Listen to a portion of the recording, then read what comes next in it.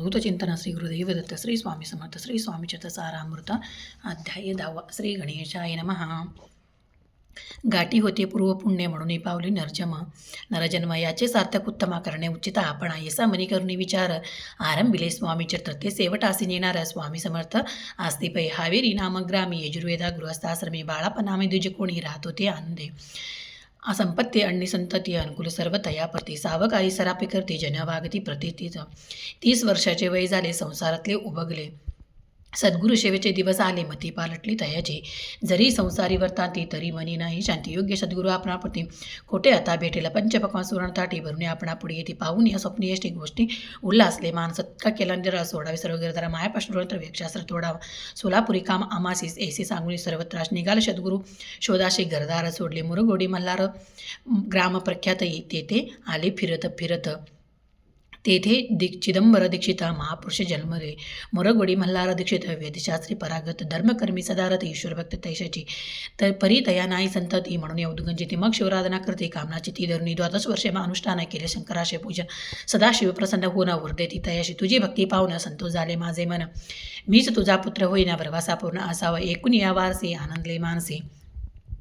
वार्ता सांगता कांतेसी तीही चिंता संतोष 9 मास भरता पूर्ण कांता प्रसवली पुत्र रत्न मल्हार दीक्षतेने आनंदोन संस्कार केला यथाविधी चिदंबर नाम विधियन ठेविले तयाला गुण शुक्ल पक्षशबन बाळ वाढवले पुढे केली मौजबंधन वेदशास्त्री झाले निपुण निगुट शिक्षा काव्यग्रंथ पडविले एकदा यजमानाचे घरी व्रत होते गजगौरी चिदंबर तया अवसरी पूजेदागी आणले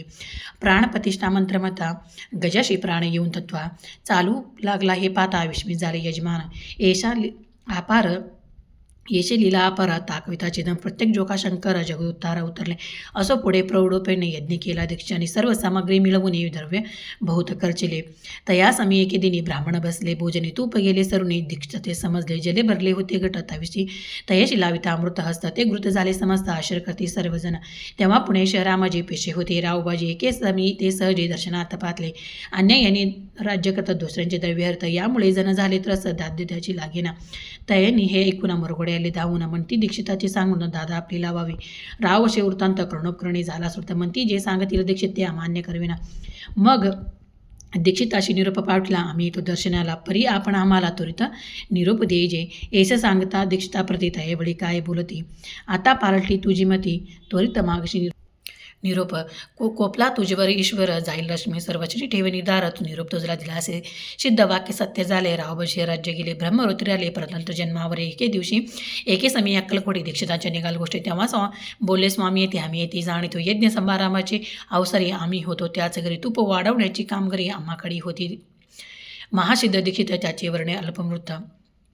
मोरगौडी बाळापा येते पुण्यस्थान जाणून तेथे ऐकला वृत्तांत अक्कलकोटी स्वामी समर्थ भक्त जनतनाथ येतिरूपे प्रगटले इति श्री स्वामीचे सारामृत नाना प्रकृता समर्थ सदाप्रसुत प्रेमळ भक्त दशमध्याय गोडा श्री स्वामी राजार्पणामस्तु शुभम बोध श्री रस्तु श्री स्वामी समर्थ.